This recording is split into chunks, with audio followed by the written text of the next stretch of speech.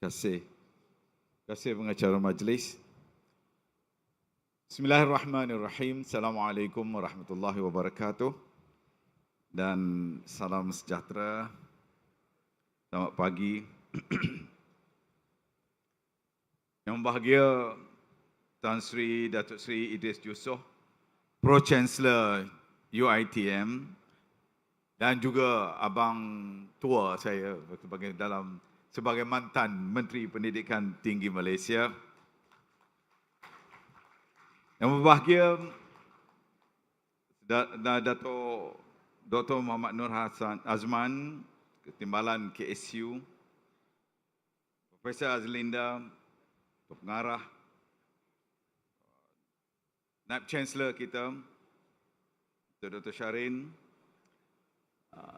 mana dia sahabat saya tu, Dato' Haji Mustafa Kamil Ayub, ahli lembaga, khususnya Profesor Dr. Yamin, Tan Sri, rakan-rakan yang saya tengok dari depan tu, para pensyarah, tuan-tuan dan perempuan, dan istimewanya para pelajar-pelajar kita, mahasiswa-mahasiswi UiTM yang saya hormati sekalian.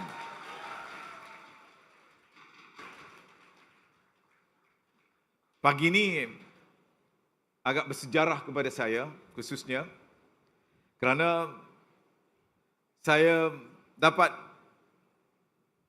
menyaksikan dan juga mengalami sendiri peristiwa yang penting ini. Pertama, saya dapat menyaksikan dan merasai naik LRT 3. Maka lengkaplah connectivity yang ada dalam Lembah Kelang ini. Dan yang keduanya, saya dapat berada di hadapan saudara saya sekalian untuk menyaksikan satu lagi plan perancangan yang besar, iaitu pelancaran inisiatif semiconductor at UiTM ini. Dan saya mengambil kesempatan ini untuk mengucapkan tahniah kepada UiTM atas kesungguhan untuk menjayakan inisiatif ini. Seperti yang kita ketahui, saudara saudari sekalian, untuk meletakkan semiconductor di sini bukanlah sesuatu yang mudah. Kerana lembah semiconductor itu sebenarnya berada di utara. Tetapi atas kesungguhan ini, yang amat berhormat, Perdana Menteri telah mengumumkan, seperti yang disebutkan oleh Naib Chancellor sebentar tadi, kerajaan memperuntukkan sebanyak 20 juta ringgit dalam bajet kita yang lalu untuk memastikan inisiatif ini dapat kita laksanakan. Dan ini merupakan satu program yang mempunyai impak tinggi, saudara saya sekalian. Seperti yang kita tahu bahawa negara kita berada di persada dunia dalam industri semiconductor ini. Dan itulah hakikat yang ada di hadapan kita, bahawa dunia pada hari ini sebenarnya dikuasai oleh semiconductor, the chip. Kalau saudara membaca buku Chris Miller dalam the chip war, tak silap saya bukunya dah, saudara dapat lihat bagaimana buku itu menceritakan tentang geopolitik dunia, perubahan yang berlaku kepada dunia pada hari ini. Kalau selama ini dunia berantakan, peperangan berlaku disebabkan oleh energi, perebutan menguasai kawasan-kawasan minyak, seperti yang kita dapat saksikan sampai hari ini, dari dulu di Middle East ataupun di negara-negara Teluk dan negara Arab. Adalah di sebaliknya, pertembungan antara dua kuasa besar, China dan Amerika, yang cuba berlumba untuk menguasai dalam dunia semiconductor ini. Dan kalau sekiranya berlaku geopolitik dunia yang baru, katanya, adalah disebabkan oleh pertumbungan siapa yang dapat menguasai dalam bidang semiconductor, advanced semiconductor ini. Ini perkara yang sedang dilakukan. Taiwan, yang kita tahu, ya adik-adik sekalian, perang antara Taiwan dengan China di jangkaan peperangan itu juga disebabkan oleh Taiwan itu merupakan tempat di mana industri semiconductor itu berkembang dengan begitu pesat dan menjadi salah satu daripada kuasa dunia dalam pengeluaran chip-chip yang adik-adik ada itu. Dan itulah yang kita lihat. Ya, kita lihat bagaimana perubahan yang berlaku dalam teknologi, dalam revolusi industri dunia selama ini. Kalau dulu mungkin ya pada abad ke-18, 19 kita menyaksikan bagaimana steam engine itu ia dapat menggerakkan the first, apa yang disebutkan sebagai the first industrial revolution. Tentunya kita ingat bagaimana kuasa-kuasa penjajah dia datang ke sini dengan the power, apa yang disebutkan the steam engine. Betulan minggu sudah saya membaca buku tentang kisah ada sebuah buku oleh Combe tentang sejarah kongsi gelap dalam negara kita waktu itu, dan dia menceritakan bagaimana ya kapal-kapal wap ni, enjin ni datang ke sini dan bagaimana mereka juga menguasai kapal-kapal. Siapa yang dapat menguasai kapal-kapal itu akan dapat menguasai kawasan-kawasan daerah biji timah di waktu itu. Dan kemudian kita pergi ke satu tahap lagi, revolusi yang lain yang disebut sebagai the electricity. Ya, dengan apabila adanya electricity, dia telah mengubah juga kepada apa yang dipanggil sebagai the second industrial revolution. Dan kita pergi seterusnya kepada the third industrial revolution, iaitulah computers. Dan hari ini, apa yang disebut the fourth industrial revolution, ialah artificial intelligence, AI. Dan mungkin the fifth, selepas ini, saya tak tahu mungkin quantum ke. Now people start talking about quantum. Saya pun cuba memahami what is quantum is all about. Dan termasuklah tentang quantum cryptology dan sebagainya. Dan kerajaan pun sedang memberi perhatian itu. Supaya kita sentiasa berada di hadapan bersama-sama menyaksikan perubahan-perubahan yang berlaku kepada kita. Jadi saudara-saudari yang saya hormati sekalian, bagi negara kita, kita tahu bahawa kepentingan industri ini kepada Malaysia sangat penting.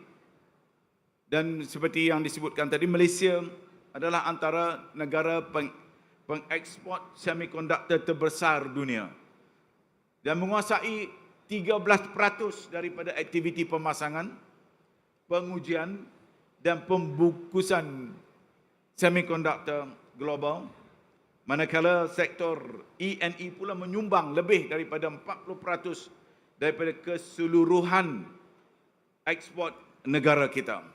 Bayangkan ya, pada tahun 2025 aja, nilai ekspor semikonduktor negara dianggarkan mencecah hampir 390 bilion ringgit. Dan sekaligus ia membuktikan bahawa ini merupakan pemacu utama kepada pertumbuhan negara kita. Inilah peri pentingnya ya industri yang ada di hadapan kita ini. Oleh yang demikian, kerajaan juga telah pun memperkenalkan National Semiconductor Strategy sebagai pelan tindakan nasional untuk kita pastikan bahawa negara kita sentiasa berada di hadapan dengan adanya ekosistem yang baik. Tapi untuk kita memastikan supaya keadaan ini dapat berterusan, kita mesti ada satu yang saya sebutkan tadi, ialah ekosistem yang baik. Di mana ekosistem itu dapat integrate. Antaranya ialah cutting edge education. Nah, inilah yang kita berikan kepada UiTM ini sebagai contoh.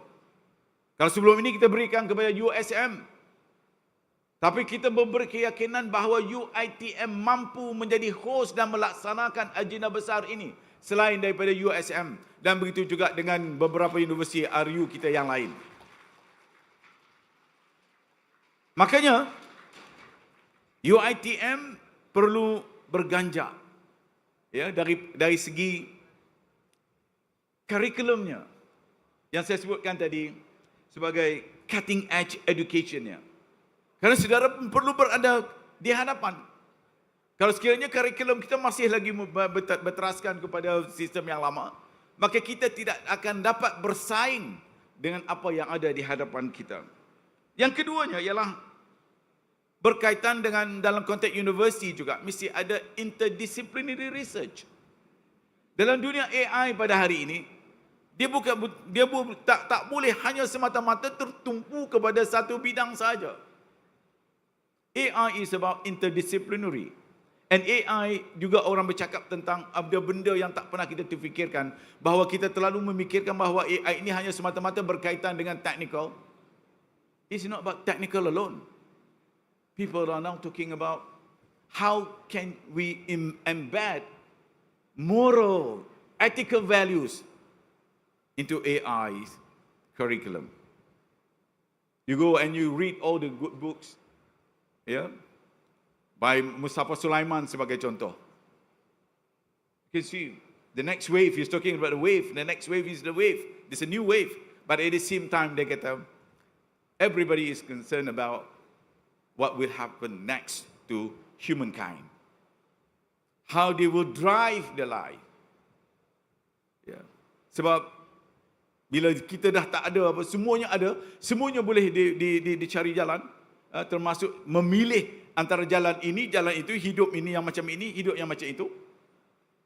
That's why we need to inculcate values and moral foundation dalam AI ini juga. Dan termasuk juga bagaimana sistem kita yang baru ini, universiti perlu ada industrial collaboration. Jadi dia tak boleh lagi orang kata sistem kita masih berasaskan kepada campus base. WBL, work based learning, akan menjadi asas penting ini. Seperti yang disebutkan oleh VC tadi, beberapa industri-industri utama yang ada. Kita perlu membuka cara kita belajar. Tak boleh lagi orang kata hanya duduk di kampus. Industri itulah sebenarnya menjadi tempat untuk kita belajar. Saya pergi ke Penang baru ini sebagai contoh, saya tengok Vitrox sebagai. Dia berikan ruang kepada pelajar-pelajar yang nak jadi engineer dan sebagainya yang berada di situ. Saya harap pendekatan ini juga dapat dilakukan oleh kita, termasuk juga apabila kita ada itu, kena ada nilai-nilai entrepreneurship, keusahawanan dengan penciptaannya, dengan startup program, apa yang boleh dilakukan oleh universiti. UiTM terkenal dengan program-program seumpama ini. Kembangkan, perkukuhkan. Kena pasti di mana anak-anak kita, mahasiswa-mahasiswi yang pandai-pandai ini, bimbing mereka. Saya masih ingat waktu saya berada di Universiti Tokyo pada 4-5 bulan yang lalu. Dia membina konsep dia panggil labs. Seorang profesor dia buat labs dia sendiri, nama lab. Sebagai contoh ada nama dia Mitsuo Lab. Profesor Mitsuo, dia dalam bidang ini, dia mendidik beberapa orang pelajar-pelajar dia daripada undergrad dan masters. Termasuk juga dalam bidang patent dan juga dalam bidang macam mana dia nak memulakan perniagaan dia. Very interesting part. Saya yakin UiTM boleh melaksanakan agenda seperti ini. Dan termasuk juga bagaimana kita nak wujudkan international partnership. Kerana international partnership ini penting. Bila you talk about AI, kalau you tak ada international partnership ataupun ada the mobility of our researchers, pergerakan di kalangan mahasiswa yang ada dalam bidang itu, dia bergerak di satu tempat, kita berkongsi kepakaran, keilmuan mereka. Kita tak dapat berkongsi bersama. Sekarang ini orang tak bercakap tentang competition, adik-adik sekalian, saudara-saudara sekalian. Orang bercakap tentang collaboration, bagaimana kita dapat berkongsi kepakaran yang ada di kalangan kita. Sebab itulah, dalam konteks universiti pada hari ini, apabila UiTM melancarkan program AI kita kumpulkan semua profesor-profesor yang ada di pelbagai universiti-universiti itu duduk buat satu konsortium. Nexus dipanggil, sebagai istilah dipanggil Nexus. Pakar ada di UiTM, ada profesor yang hebat ada di USM, UPM, dan sebagainya. Kumpulkan kepakaran-kepakaran yang hebat ini, duduk bersama-sama berbincang bagaimana kita nak membangunkan AI kita untuk pasaran antarabangsa dan sebagainya. Jadi saya harap usaha-usaha ini dapat kita lakukan, dan saya teringat pesanan daripada Pro-Chancellor kita, Tan Sri Idris kata, kita nak mulakan agenda ini, hendaklah kita mengambil semua peringkat. Mengambil kira pelajar, mengambil kira lecturers, mengambil kira industri, dan mengambil kira tentang negara kita. Apa kata beliau? Ini nasihat beliau kepada saya. Sebagai adik kena dengar nasihat abang. Ini the beauty of being in a one political party. Tak ada nothing political. Ya, sebab kita hormat abang-abang kita yang pernah berada di situ. Ya, jadi kita berkenan mendengar pandangan-pandangan mereka, memberi nasihat bagaimana kita nak meneruskan agenda kita. Kata beliau, iaitu yang pertama, kita kena berikan perhatian kepada student kita. Student kita ialah mesti ada training. Ia kena diberikan training kepada mereka. Maksudnya seperti yang saya sebutkan tadi, termasuklah dalam WBL. Maksud pergi buat training di semua industri yang ada. Exposekan mereka. Yang kedua, iaitu lecturers.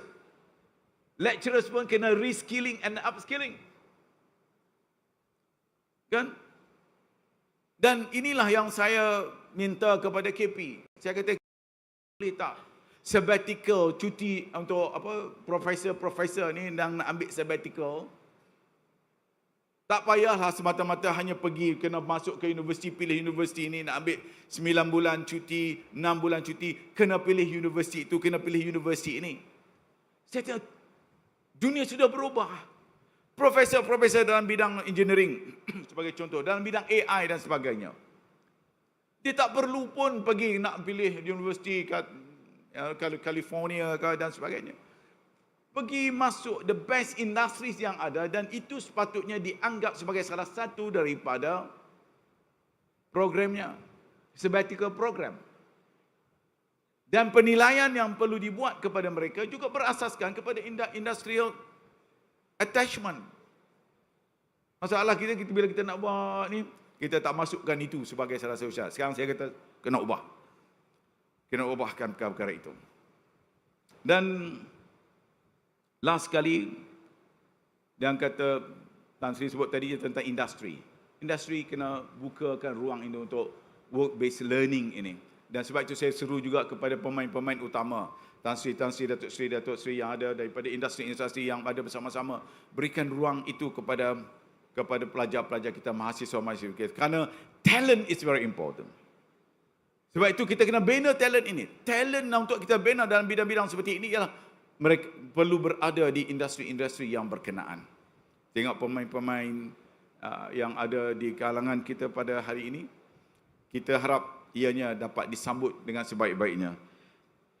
Dan akhir sekali ialah ia akan memberikan, kata Tan Sri Idris, ia akan memberikan kebaikan, negara akan menjadi lebih progresif lagi dalam bidang-bidang itu. Jadi saudara saya sekalian, saya tidak berhasrat untuk mengambil masa yang panjang. Saya juga masih membaca, tengok apa poin-poin tu, selain daripada apa yang nak saya sampaikan kepada saudara-saudari, berasaskan kepada apa yang kita rancang juga di peringkat Kementerian Pendidikan Tinggi kita. Saya harap dengan usaha-usaha ini akan membuahkan hasil, bukan hanya untuk warga UiTM, tapi juga yang melibatkan semua di kalangan kita, yang akan memberikan kebaikan juga kepada negara kita, dan semoga kita akan juga melahirkan generasi baru yang hebat dari segi ilmu mereka, kepakaran mereka, dan akhlak mereka. Dan akhirnya mereka benar-benar menjadi manusia yang hebat. Jadi dengan lafaz Bismillahirrahmanirrahim, saya dengan ini merasmikan inisiatif semiconductor at UiTM. Terima kasih. Wabillahi taufiq wal hidayah. Assalamualaikum warahmatullahi wabarakatuh. Waalaikumsalam.